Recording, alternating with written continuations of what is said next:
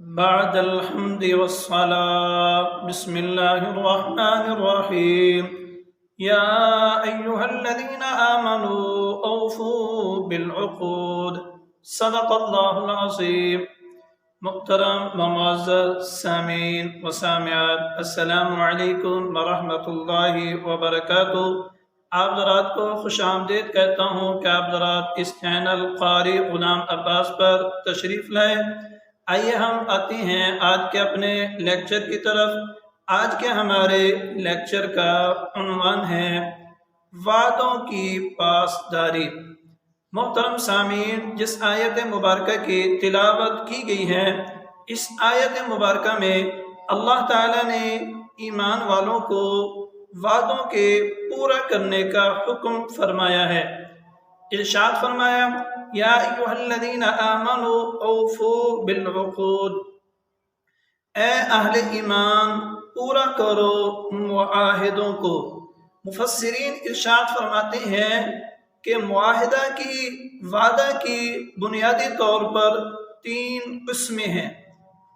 آئیے ہم آپ حضرات کو بتاتے ہیں۔ پہلی قسم، مفسرین ارشاد فرماتے ہیں وعدہ کی پہلی قسم یہ ہے کہ انسان نے اللہ تعالیٰ سے وعدہ کیا۔ عالم ارواح میں جب اللہ تعالیٰ نے ارشاد فرمایا الست بربکم، کیا میں تمہارا رب نہیں ہوں، تمہارا خالق نہیں ہوں، تمہارا مالک نہیں ہوں، تو پوری انسانیت نے یہ جواب دیا بلا، تو ہمارا خالق ہے، مالک ہے، رازق ہے، تو ہی ہمیں پیدا کرنے والا ہے۔ تمام نے یہ اللہ تعالیٰ سے وعدہ کیا تھا۔ عالم ارواح میں یہ وعدہ کی معاہدہ کی پہلی قسم ہے۔ مفسرین ارشاد فرماتے ہیں وعدہ کی دوسری قسم یہ ہے کہ انسان کا اپنی ذات سے وعدہ کرنا، اپنے نفس سے وعدہ کرنا، اپنی جان سے وعدہ کرنا، یہ کہنا کہ اگر میرا فلاں کام ہو گیا تو میں اتنی نمازیں پڑھوں گا، اتنے نفل پڑھوں گا، اتنا ذکر کروں گا، اتنے قرآن پاک ختم کروں گا، پڑھوں گا، یا اتنا صدقہ خیرات کروں گا، اتنی سخاوت کروں گا۔ یا انسان کا وعدہ کرنا کہ میں انشاءاللہ تعالی آج کے بعد اللہ کی نافرمانی نہیں کروں گا، اللہ کی معصیت نہیں کروں گا، اللہ کی بغاوت نہیں کروں گا، اسلام کی قرآن کے خلاف میں بغاوت نہیں کروں گا، یعنی گناہوں کے چھوڑنے کا عزم کر لینا، ایک وعدہ کر لینا، یہ اپنی ذات سے وعدہ ہے۔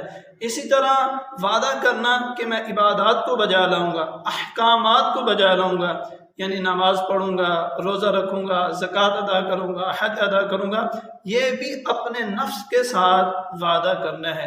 مفسرین ارشاد فرماتے ہیں وعدہ کی آخری اور تیسری قسم یہ ہے کہ انسان وعدہ کرتے ہیں مالک سے، یعنی انسان وعدہ کرتے ہیں حکومت وقت سے، بادشاہ سے، مالک سے، انسان وعدہ کرتے ہیں اپنے رعایا سے، انسان وعدہ کرتے ہیں اپنے بھائیوں سے، بہنوں سے، رشتہ داروں سے، اپنے دوستوں سے، اپنے پڑوسیوں سے، اپنے متحد لوگوں کے ساتھ جو وعدہ کیا جاتا ہے اسے بھی پورا کرنا چاہیے۔